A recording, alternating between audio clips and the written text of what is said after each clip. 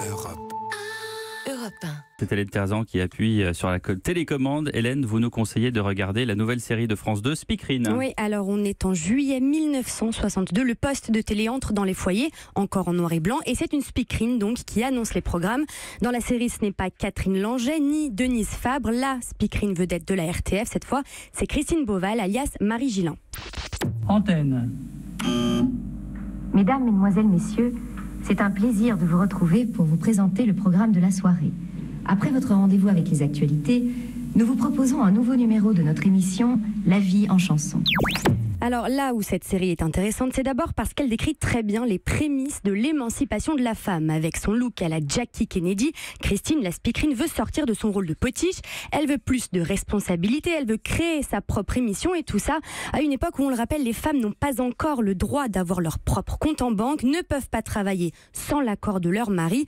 Dans le contexte actuel, après la vague MeToo notamment, cette séquence, écoutez, a de quoi faire grincer les dents. Mais tu te rends compte de ce que tu me demandes ? Je te rappelle que j'ai arrêté mes études pour élever nos enfants. Pour nous, mais pour toi aussi. Et maintenant que je pourrais faire autre chose à la télévision que l'idiote de service, tu me demandes d'y renoncer ? T'es vraiment incroyable, je t'annonce un truc fabuleux et toi tu penses qu'à toi. De quoi te plains-tu ? T'as un travail formidable. T'es célèbre, les gens t'adorent. Mais j'ai envie d'autre chose. Calme-toi. On l'entend, Marie Gillin va devoir s'imposer face à son mari, joué par Guillaume de Tonquédec. Vous l'avez peut-être reconnu de la fameuse série Fais pas ci, fais pas ça.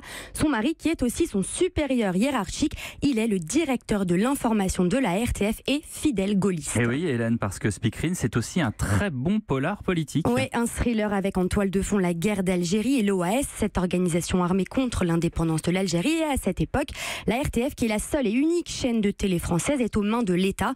De quoi interroger sur les relations entre journalistes et pouvoir politique. Attentat OS à la voiture piégée dans le port d'Alger, 11 morts, 35 blessés. Non, on a assez d'horreur de ce genre ici. Le mois dernier, 18 explosions à Paris en une seule nuit. On n'en a jamais parlé non plus. Les gens ne sont pas idiots, ils le savent, pourquoi on n'en parle pas ? Parce que c'est politique et que c'est le ministère qui décide et qu'il ne veut pas qu'on parle de l'OAS. Ça vous va ? Mais pourquoi je suis là alors ? Vous n'avez pas besoin de journalistes ?